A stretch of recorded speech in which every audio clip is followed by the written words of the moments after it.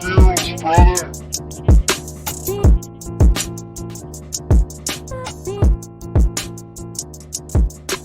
This is the Run Pod Option. I'm Marty.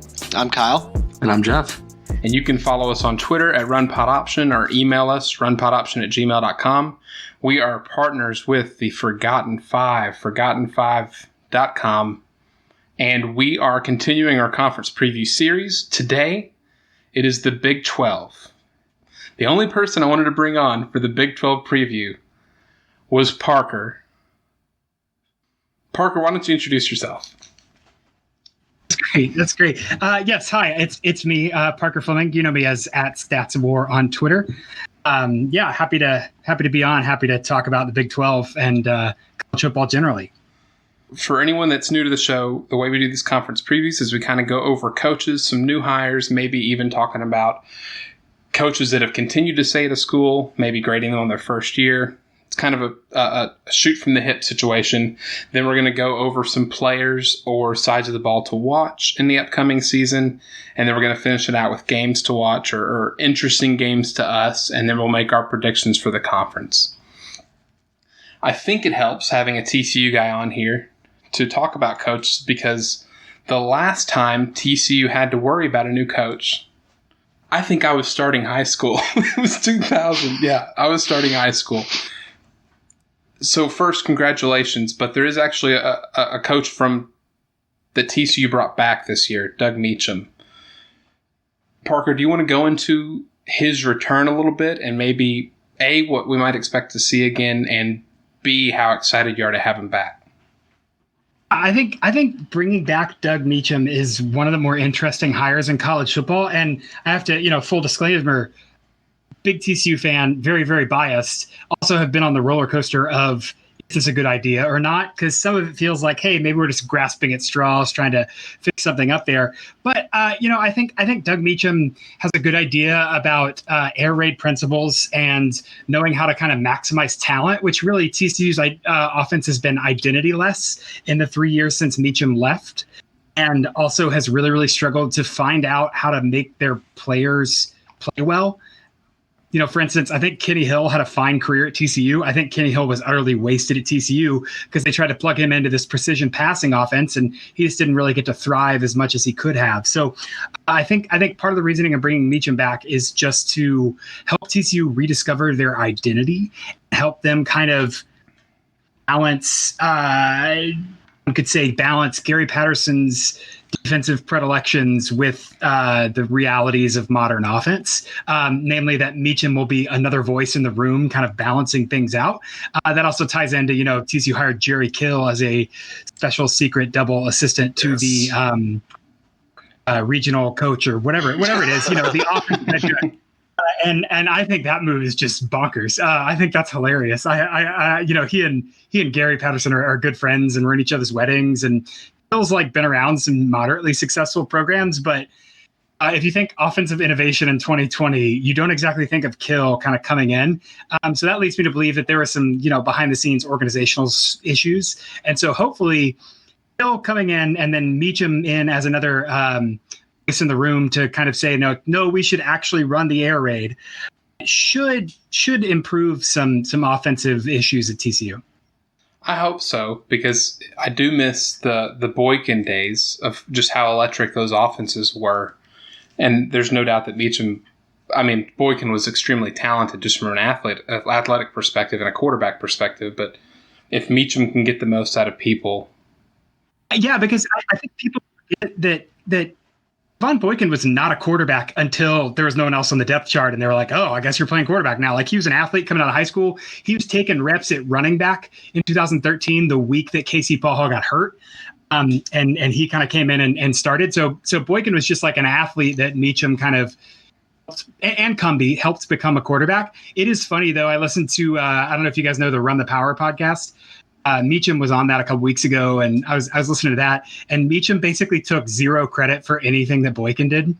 Meacham was saying he'd be on the sidelines, just throw up his hands and be like, "Oh God, oh no, oh yes, okay, good, it's touchdown," and that was the offense with Boykin. So it's kind of funny to say yes, they're good at developing quarterbacks. Also, Boykin was one of the just weirder explosive quarterbacks in college football.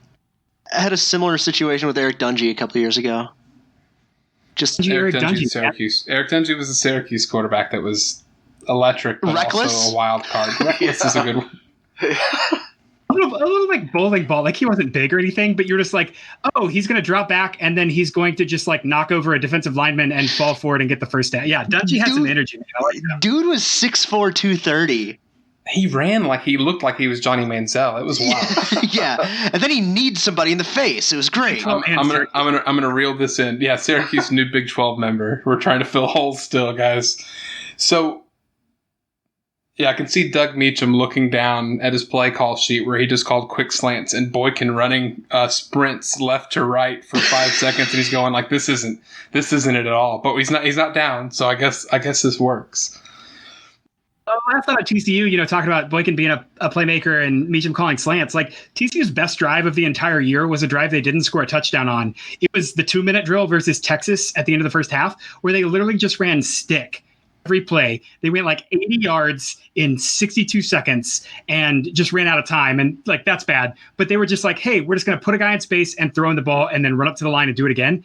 And so that really like reimposing that structure, which I think Meacham will help do, will give Max Duggan the opportunity to make plays with his legs instead of scramble for his life like he did all of last year. And that would have been Todd Orlando's Texas defense, right? It would have. Because that kind of reminds me, I think it was Todd Orlando that was still there, and we're just going to hop to a new school here, when Baylor drove the entire length of the field running the same curls play over and over again. And Orlando refused and gave them a 10-yard buffer every single play. I might be mistaken here. When you got a game plan, you go with it. But if I'm mistaken, it doesn't matter. Let's talk about Baylor. Matt Rule, gone. Carolina Panthers coach. In comes Ron Roberts, a defensive coordinator. Larry Fedora at offensive coordinator. And Dave Aranda at head coach. Jeff, did you think this could be an excellent hire because of Dave Aranda? Are you excited to see Larry Fedora back in college? He's going to fill out that polo, man. I'm ready for the Larry Fedora rehabilitation tour, guys. I loved him at Southern Miss.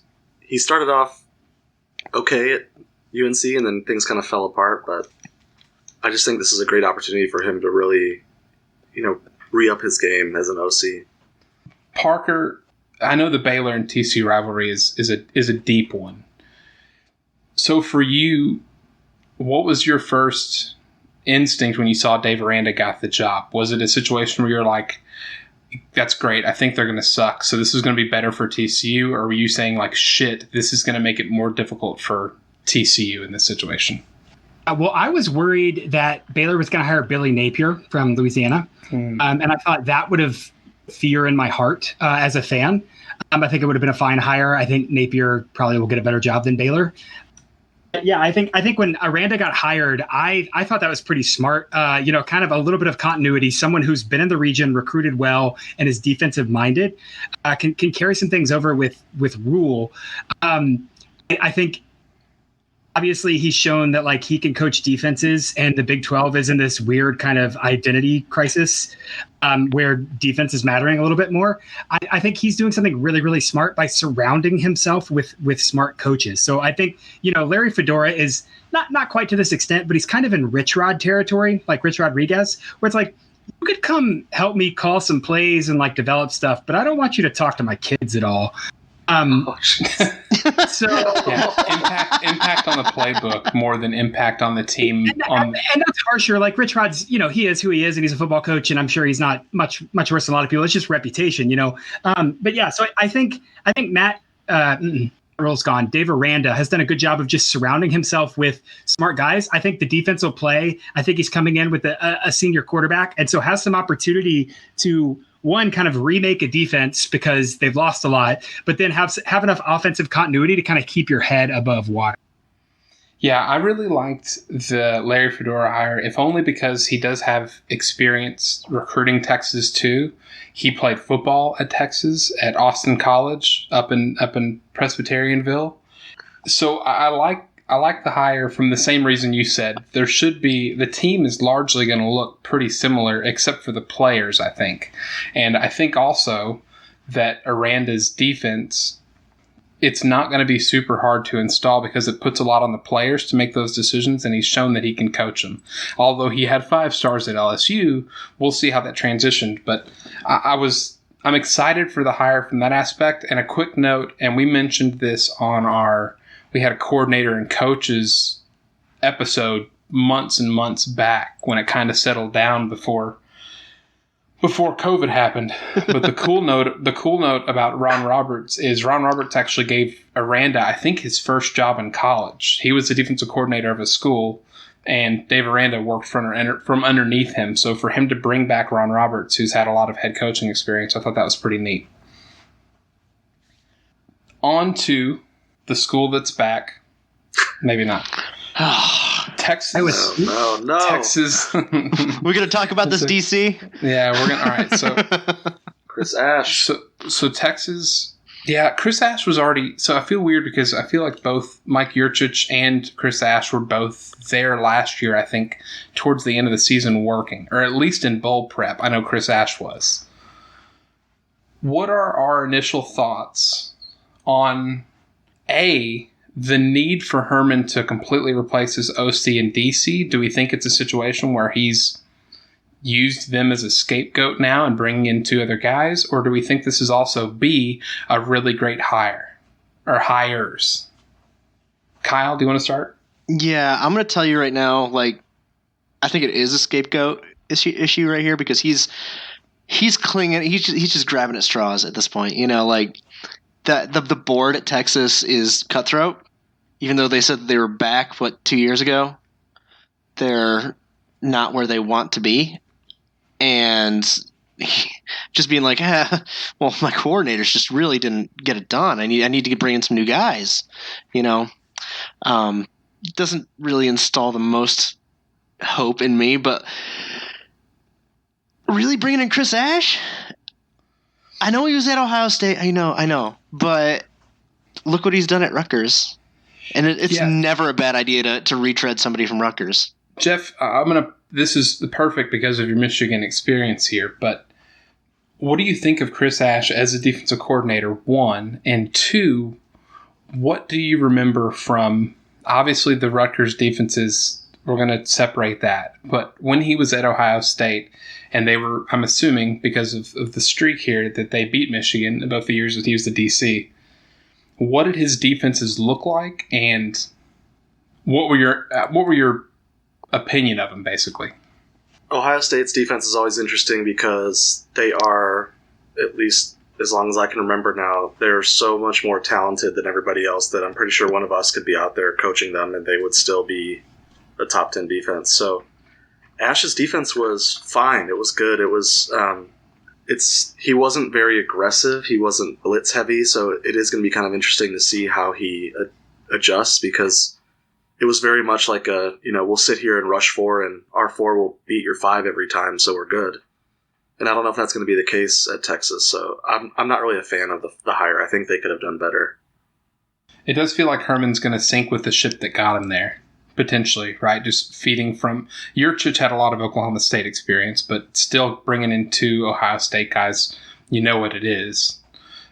Parker, you might have a different take on this because of what Kyle alluded to here, but I guess if you want to give your opinions on the hire, feel free. But also, it was a pretty significant loss when TCU's athletic director went to the University of Texas because he was a great AD and did a lot for TCU as a program and as a school. Absolutely. Chris Del Conte, did a lot to grow TCU's Big 12 brand, which was just huge and has done great for facilities. You know, current athletic director Jeremiah Donati was really at the helm a lot of that fundraising. But Del Conte did an amazing job. You know, he wasn't like single-handedly responsible for TCU becoming a Power 5 team, but he guided the ship there for sure. I think it will TCU fans will enjoy to no end the fact that Texas's athletic program was going so bad they had to come throw buckets of money at little TCU's athletic director to come fix it.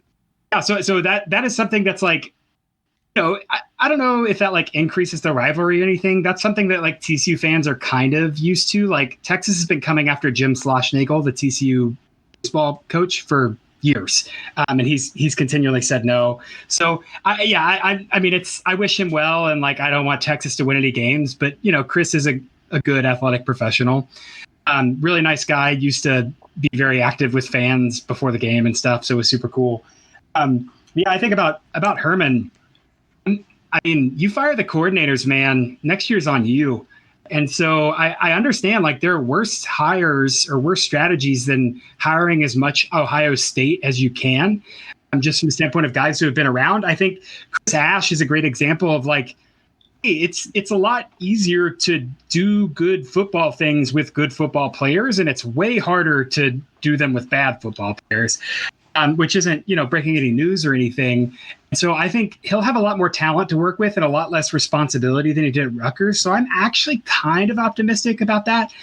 Also with Yurchik, Tom Herman was calling plays last year, and he said himself that really made it where some of the stuff in his program kind of slipped in quality because he was having to game prep every week too. And so I think there's some optimism for Texas, especially offensive line is coming back and looks really, really good. The defensive secondary will not be as injured as it was last year. And then you have, quarterback Sam Ehlinger, who is potentially going to be on the Heisman podium. So Herman's got a lot of things right for him. I will say, I think the jury is still out on Herman. Tom Herman's biggest accomplishments are recruiting Ed Oliver and then being in the Big 12 championship the right year so he could go to the Sugar Bowl instead of the Alamo Bowl. And that's not to like degrade him so much as it is just to say like a lot of perception about Tom Herman is height. He could be a very good coach. He's had good moments of coaching. He's also had terrible moments of coaching. Don't forget they beat Kansas on a last possession this last year as well. And not that TCU fans have anything to say about losing to Kansas, but I mean, I think the jury's still out on Herman. I can understand him saying like, okay, let me go get my guys. Let me get as much Ohio State and try and recreate the magic, especially while I've got a really experienced offensive line and one of the best quarterbacks in the nation. I do think that Herman has the ability to coach very, very well. I also think that the University of Texas job, I think both can be true. The University of Texas job is a lose-lose situation as a head coach, as it stands today. Because you're never going to meet expectations right now with the way things are. Insane expectations. Yeah, no, and Charlie Strong should have never taken that job, man, from Louisville. That was rough all around because it is just like you just can't win unless you win national championships. And like honestly, outside of Mac Brown, like Brown had an amazing 12-year run, but Texas also just recently had one of the worst decades of anybody. And it's really hard to see like you're just in a hard spot in that job because even if you win, 8 games 2 years in a row, people are talking about your job security. Yeah. I mean, even 10. If it's 10 and you're losing to Oklahoma every year, you're on the hot seat. And that is just wild ass from what we know the financial gain of having a 10 or 11 win season versus a 6 or 7 win. Like it's a huge difference. Even you're for going to a Texas. Good bowl at that point. Yeah. You're going to get that money. So before we get off coaches, I have just a simple pick 'em here. This is for everybody. We have Les Miles at Kansas. We have Matt Wells at Texas Tech. And we have Neil Brown at West Virginia.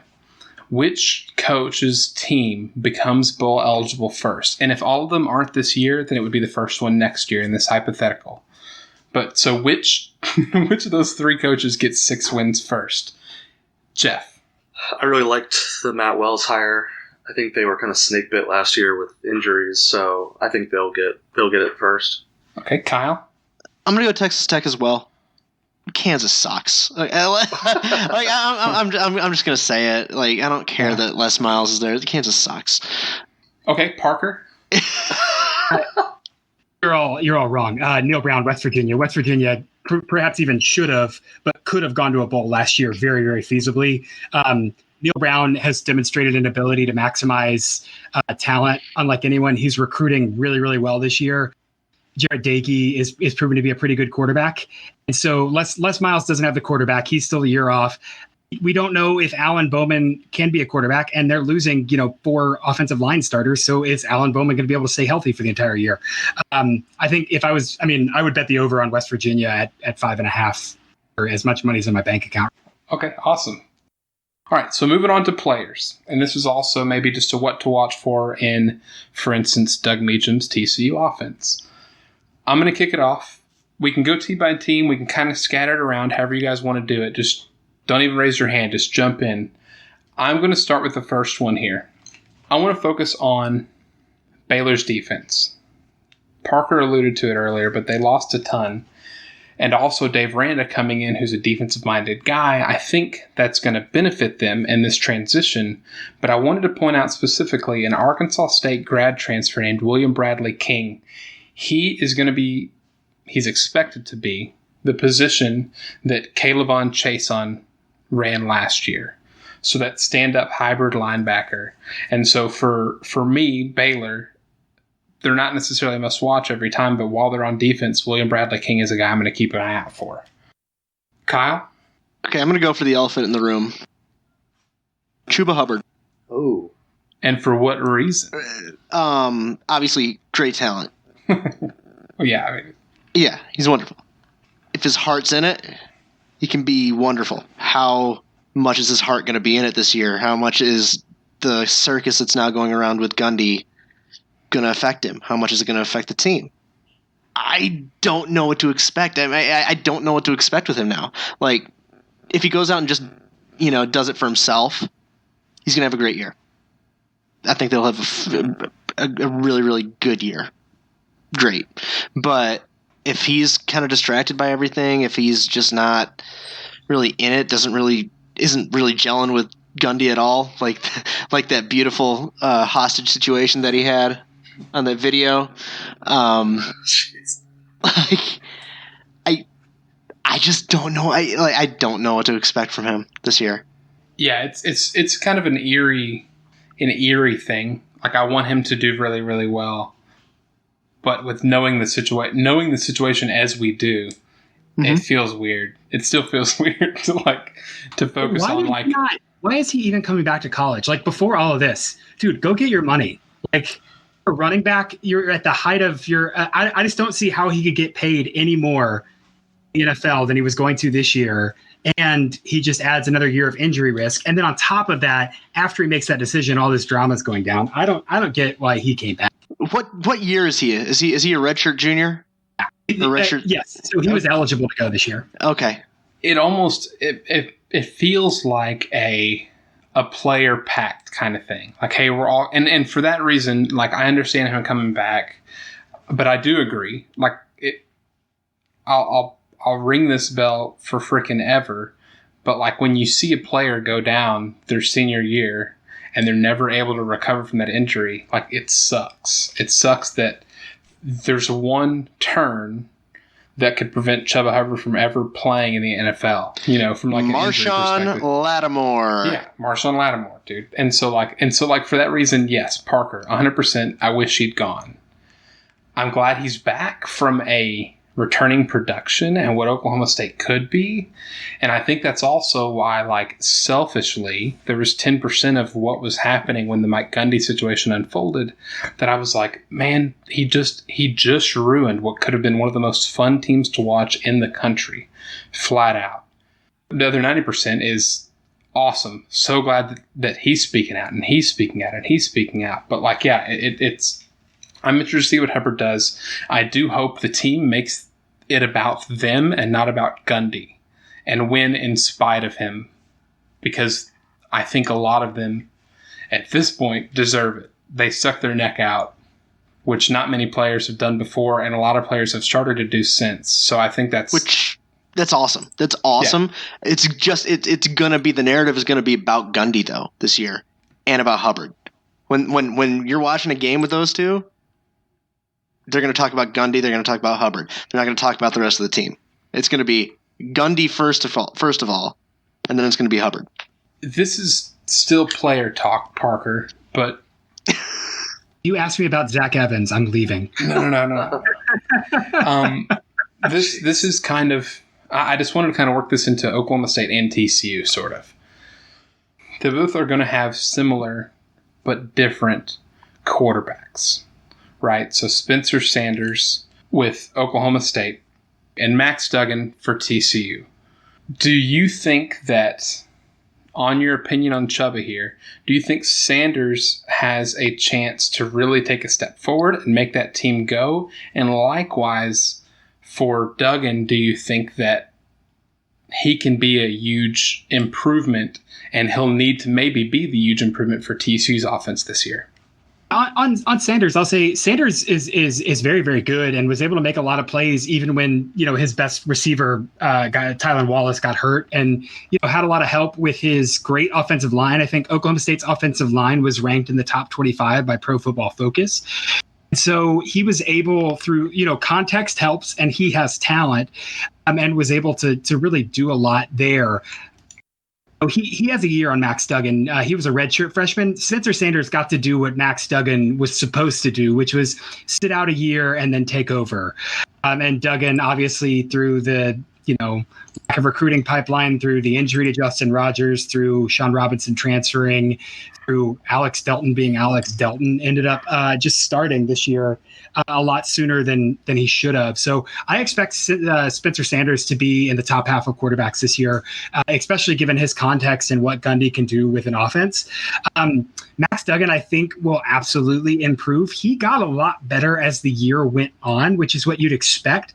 The variable that kind of confounded or masked that was really that in the Texas game, third-round NFL draft pick Lucas Niang, right tackle, got hurt. And after that, TCU just had to shuffle guys around on the line, and it was just a disaster.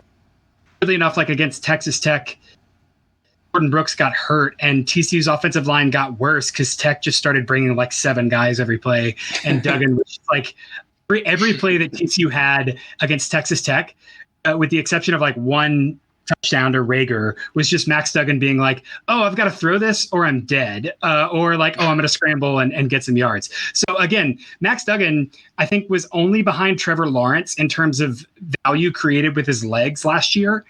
I saw that, I think, again, from Pro Football Focus. And he's a very, very talented runner. I think he will do better this year just because there will be less instability. They've got a grad transfer, TJ Stormont, coming in that'll start in a JUCO. Coleman, I can't remember his first name, who will start along the line for TCU. And so both of those guys will be better. And yes, they're losing Jalen Rager, the playmaker, but I think Max Duggan's maturity plus the fact that he won't get hit, 8-9 times a game, or more than average, will really, really help him. I think he would have benefited from this offseason a whole lot, especially with like Tay Barber was hurt and came back halfway through last year. So I think Duggan will grow. I think Meacham will help with that some. I don't expect Max Duggan to be, top 4 quarterback in the Big 12 this year. And I think Spencer Sanders will be markedly better than Max Duggan on the stat sheet this year. Jeff, who's a player we have to watch out for? This is kind of an easy pick, but with the history of the last few years under Lincoln Riley, it's going to be really fun and interesting to watch Spencer Rattler, the new quarterback for Oklahoma. Great name. Great name. Top tier name. Really good quarterback. Super talented. I know they've lost a lot of playmakers, but I don't think there's going to be a lot of drop off. And my bold prediction is he will be a Heisman finalist. So, ooh, first year. I don't think anybody would be surprised either, right? Because he's so good. The big question I actually had about Oklahoma.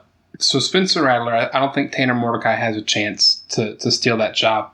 But with Trey Sermon transferring to Ohio State, I'm wondering where the production on the ground is going to be if it's not only Kennedy Brooks and Spencer Rattler. Because when you looked at the season stats for Oklahoma last year, the amount of yardage that Jalen Hurts was responsible for was astounding. Bananas. Like, it was absolutely insane. Can I make a point about that real quick? Yes, because that's like I'm a stats nerd, and this is like a nuanced point here, but Jalen Hurts also had so many total yards because Oklahoma was up all the time. Like they would just, Jalen Hurts would drop back at a pass and then say, nope, screw this, and run. And so he amassed all the yards that way, but also Oklahoma got up so often that a lot of their game plan was like short, safe passes or Jalen Hurts runs designed, just trying to like milk the clock. So he had like a ton of absolute yardage that really, really like inflates his value. He was really, really good, but he also gets like a lot of credit just because he ran so much when they were ahead. Okay, well, and let's work this into another point then. Parker, you're a huge proponent of EPA, and it's something I've tried explaining a few times on the show, and I think I did a decent enough job. But if you want to give a brief explanation of EPA, and then if you even want to go further, because I have what you sent to me with the play-by-play stats, with non-garbage plays factored, the rankings for success rate, rushing and passing for Oklahoma are still staggering, just removing the total yardage conversation at all. If you want to get into that, dive shallow as you can on EPA to explain it to me like I'm 5, and then if you want to go over the rankings too. So EPA is just like, if you get 3 yards on 1st and 10, that's not a great play. If you get 3 yards on 3rd and 3, that's an awesome play. And so yards doesn't contain enough context. And so one way to improve on that is Bill Conley's success rate, which I have here in that stat that I showed you. And that's a decent start. And then what we can do, we being me and then a couple really, really smart data science nerds, came up with this idea. Let me rephrase that. I didn't come up with the idea. We have a version of it, of the expected points has been around forever. Basically just saying, hey, let's take the down distance, yard line, and situation and say, how often did you expect the team to score here? And how much did you increase your position? So it's just like measuring the value of states. And so EPA is really, really nice because it helps us distinguish between 3 yards on 1st down and 3 yards on 3rd down. And yes, Oklahoma, don't hear me saying they're not good. I didn't. I just thought this would be a perfect kind of learning experience too. A third overall on EPA per play, averaging 0.37 per play. Their rush was 4th overall and their pass was 5th overall. So 52% success rate in non-garbage time is absurd. You can't overstate Lincoln Riley's offense, and you can't overstate what he did with Jalen Hurts, who's a decent enough passer, according to like CPOE, the completion percentage over expected metrics, is a better passer than people give him credit for it, but is by no means kind of the precision arm or sheer arm strength of like Kyler Murray or Baker Mayfield. And Lincoln Riley was able to say, hey, I'm going to put you in my offense and we're going to make it work. And they did very, very well, which was just astounding. So that gives you hope for Spencer Rattler right there, too, right there. Absolutely. I think out the offseason, he will be it'll be a little bumpier for him than it otherwise would have. But I think end of October, into November, Spencer Rattler will be one of the best 3 quarterbacks in the Big 12. And he's also got a lot on the ground. He's got wheels. He can move. He's not the physical, the intentional runner that we talked a lot about Jalen Hurts last season, where he looked like he was trying to hurt people. He's not the same kind of runner, but Spencer is a talented runner just from high school tape and from the spring ball tape from last year too that I watched. Like, I think that with Oklahoma, it's going to be bumpier because he's a brand new quarterback coming in, but Oklahoma's fairly plug and play. It's easier to do when you have 5 stars for sure. Exactly. Yeah, I mean, it is plug and play until it's not. I don't think Spencer Rattler is going to be it's not, though. It'll be someone else down the road. It's not Tanner Mordecai. Jeff, did you have anybody else you wanted to point out? We've talked a lot about the heavy hitters. I am excited to see, I believe his name is Bijan Robinson, 5-star running back coming into Texas.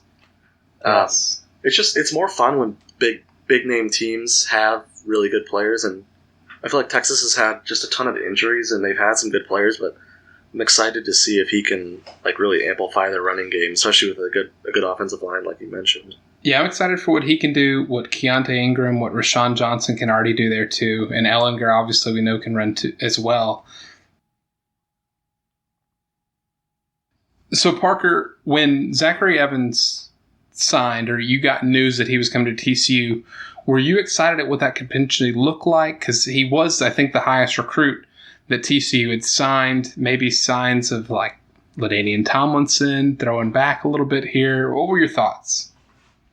I mean, good players are good, and so I'm always excited about that. I also, am a little bit down on just running backs in general because I feel like there's a lot of running back success, like we mentioned with Chuba Hubbard earlier. Just depends on your usage and your context and your offensive line. And so I think I have a more negative reaction than the median TCU fan, which is probably true about most TCU events. But a lot of people are like, oh, we got a great recruit. And you're like, well, yeah, but it's not a 5-star quarterback or a 5-star wide receiver or like a huge offensive lineman, which they did get. They got Garrett Hayes, who's going to be a monster at center for TCU in a couple years. But so I think Evans is fine, and he's got some great pass catching. Let me rephrase that. Evans is awesome. He's a great athlete. He's a great running back, and he's got some really good pass catching ability. If TCU is just going to throw him in as running back, the marginal upgrade there over Arqua Foster and Darwin Barlow, who are both, 3-star, 4-star recruits with huge, massive thighs. I just don't think the marginal value is that big, especially if there's kind of this second order effect where TCU's offensive coaching staff says, hey, we've got a 5-star running back. We need to use him more. And so that's really my concern. Of course, I want TCU to recruit good players. I want Evans to the Doak Walker. Like, that's awesome. But I'm just worried about how he fits in with a TCU offense whose problem was that they went on first and long too much. Kyle, did you have any other players you wanted to bring up? I'm going to wrap it up with kind of a scatter shoot on a few other guys. Well, this might be one of the guys that you wanted to do it, so I'll just say the name Brock Purdy and go. Oh yeah.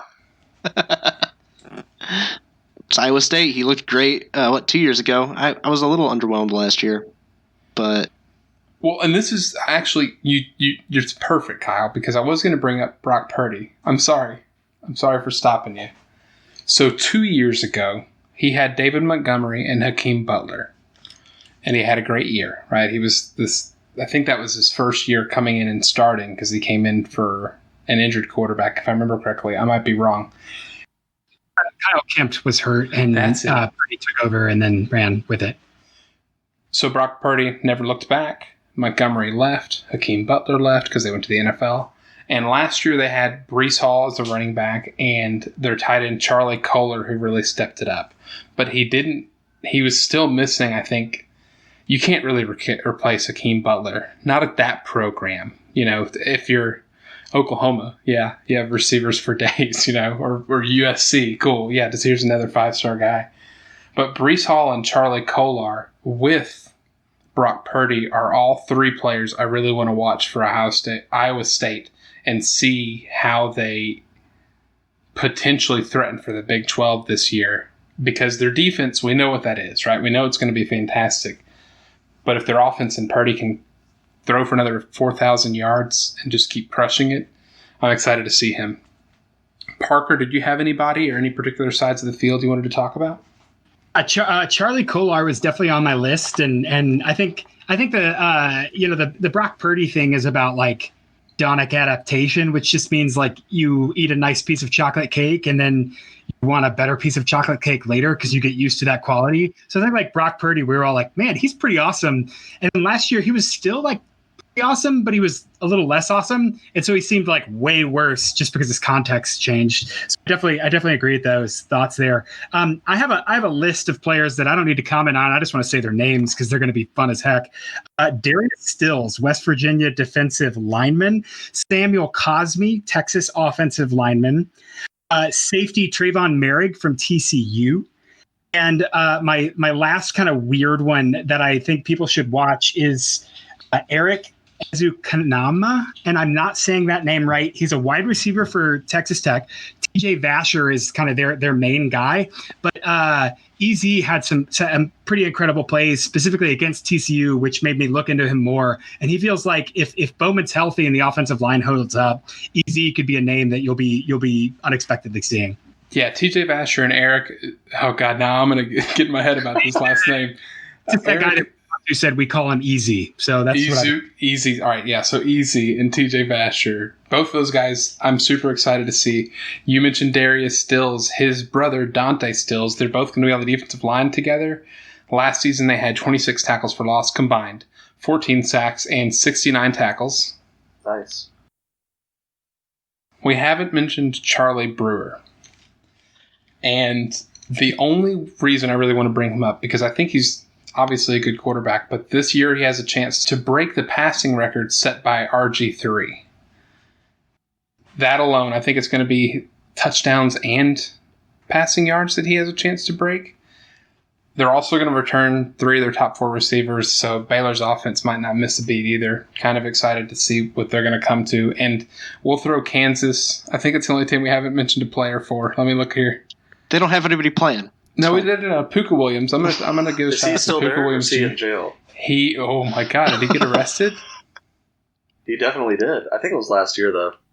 Yeah. Okay, I think he's not in jail, Jeff. And allegations of a domestic incident with Puka, but that has evidently been settled. Oh no! Of course, Les Miles is in town. Okay. Delegate from Stats War has no comment on this issue. My God. Yeah. This is Parker is not affiliated with this podcast. It's opinions, it's statements. Puka Williams and another running back, Velton Gardner. This is kind of more of a shout out to their offensive coordinator, Brent Dearman. He does a lot of RPO stuff. It should be fun to watch, despite their quarterback, Carter Stanley, being gone. So if there's something for Kansas to watch for what should be a fun, probably bad offense, and your OC is probably going to get taken next year or the year after. I was going to say, didn't he get promoted mid-season or postseason? Wasn't he not the offensive coordinator to start? Yeah, he got promoted, I think, 6 games in. And in those 6 games that he wasn't the OC, they lost to Coastal Carolina. Ooh. And on the game, I think it might have been his first game as OC, they hung so many points at Texas, and Texas won 50-48.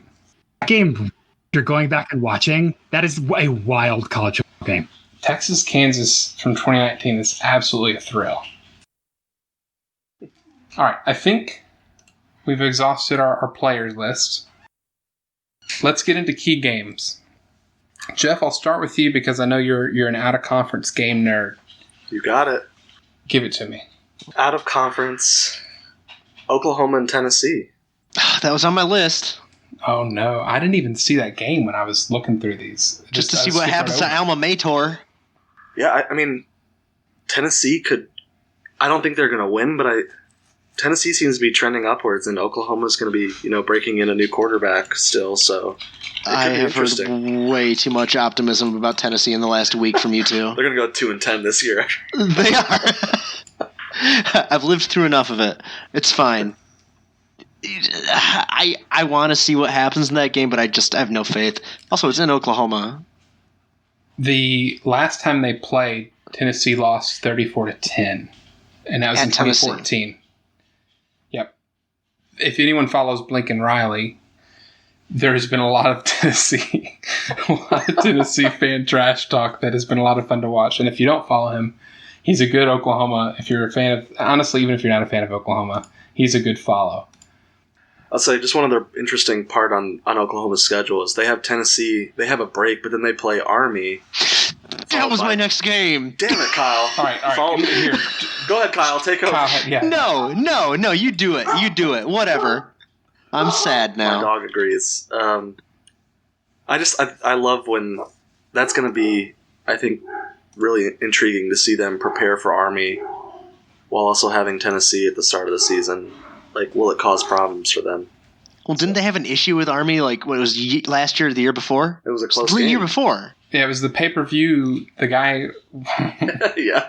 It was the pay-per-view game that no one was watching, and they went to overtime, and some Oklahoma fan decided to stream on Twitch, I believe, his feet while he watched the game in his apartment, it looked like.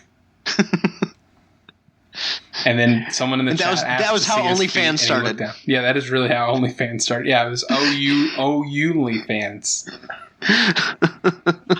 Really struggled to make that work. Parker, in your estimation for TCU, what is a more winnable game? Assuming these happen, right? At Cal or at SMU? Cal. I think Cal might struggle to be a bowl game, and I think Sonny Dykes literally knows TCU's playbook, as we saw last year. Dykes coached at TCU for a year. I think SMU is kind of... TCU should have beaten SMU last year. There was just...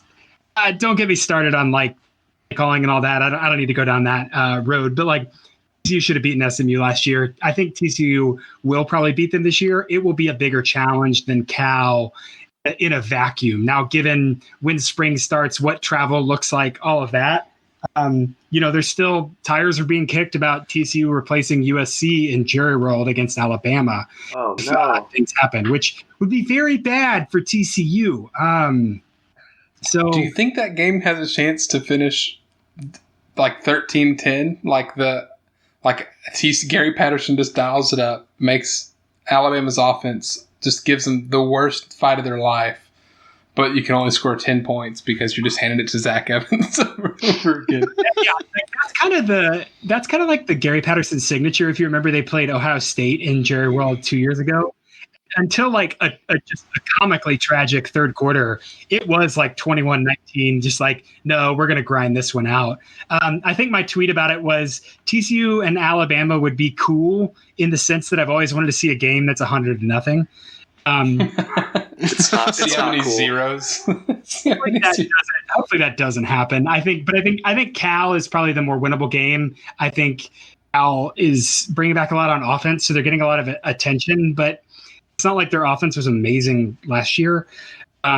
So, they'll be very similar to TCU with like defense first. But I think TCU's offense will be better, and TCU's defense is just straight up better than Cal's. So I think SMU will be a little trickier. I just remembered, is this the first time they've played since the Cheez-It Bowl a few years ago? Oh, God. The one with 8 interceptions. Oh no! No, that's okay. I hope it doesn't get canceled. Boy, we need to replay that back.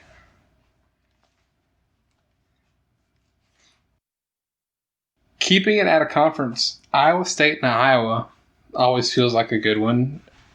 Matt Campbell still hasn't beaten Ferentz yet. With the Iowa State squad that's coming in, combined with the unrest right now at Iowa, I think maybe this is a chance for the Cyclones to finally win. So that's a big one for me. Parker, did you have any particular ones that maybe aren't TCU related that you wanted to keep an eye out for?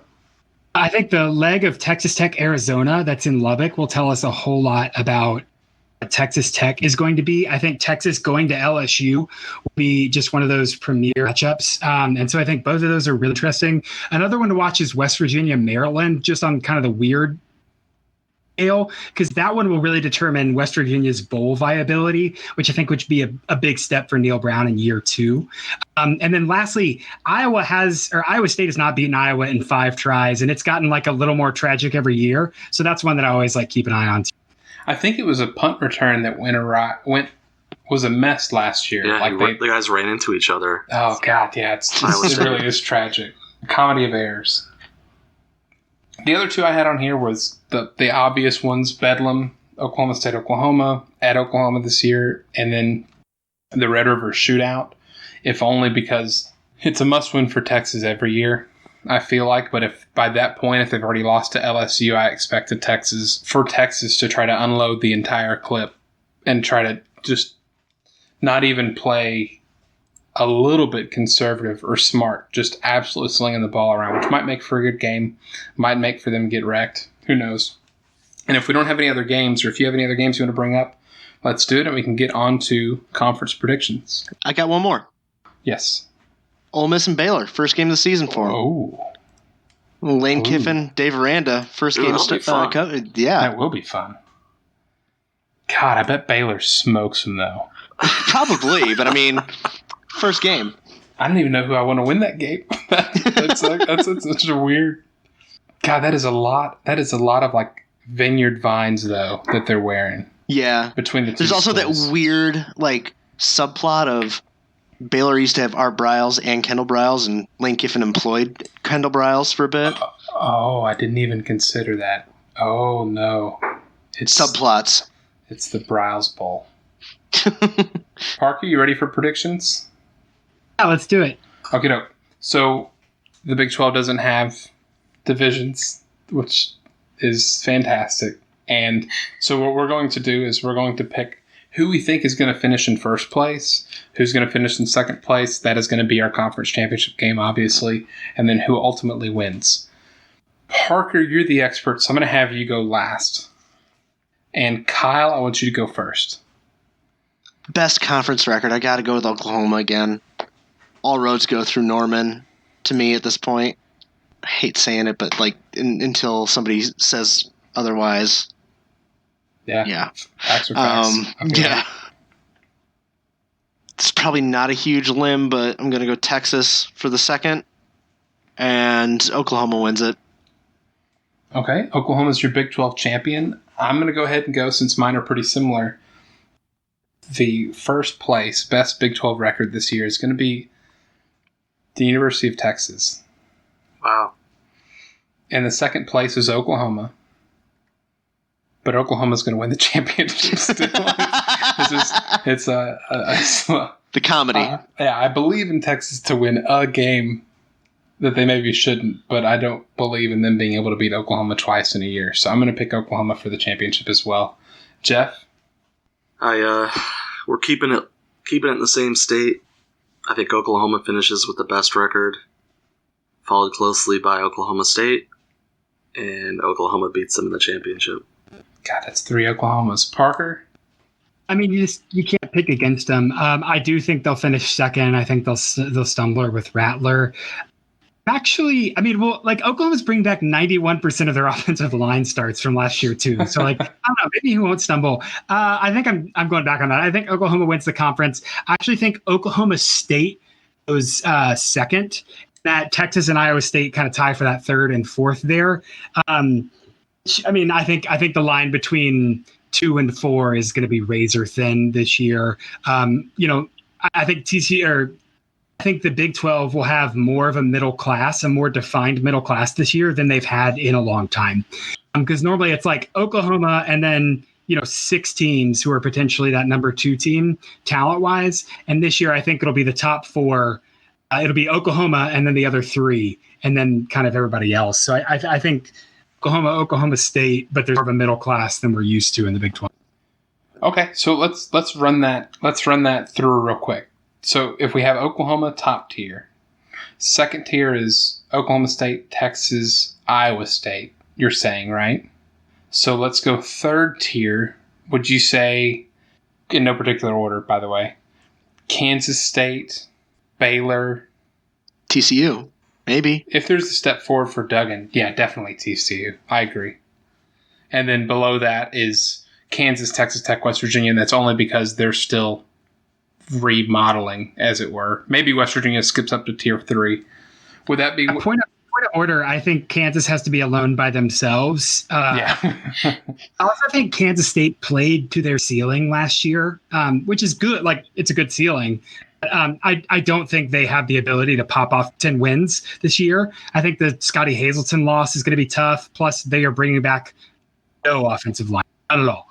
And so that's going to be really, really tough. So I'm actually more inclined to say that bottom tier is, Kansas by itself, Texas Tech, Kansas State. And then that mid tier is West Virginia, TCU, Baylor, although Baylor's probably pushing more the middle class than they are that third tier. Yeah, it wouldn't surprise me if Baylor finishes a better record than Iowa State. The only thing that is surprising about that would be because of what Baylor lost, not because of what they're necessarily capable of. Any final thoughts, gentlemen, on the Big 12 before we wrap this one up? The Big 12 is always a blast. It should be fun to watch. My favorite league, man. Growing up in Dallas, it's the only one. Ooh, Pac-12 people are going to be mad. No, Pac-12 is a blast, too. Don't get me wrong. But Big 12 plays earlier. I'm also more familiar with the teams, and it helps that people like Larry Fedora went to school just 30 minutes from where I grew up, or seeing players from McKinney North High School or from Highland Park and be like, ooh, and it's basically that meme with Leonardo DiCaprio pointing at the TV because I'm like, ooh, I know that town. Oh, I know that town. So what you're saying is that Big 12 promotes good sleep patterns for you, and that's why you support them so much. I like Pac-12 as a house, but Big 12 is a home.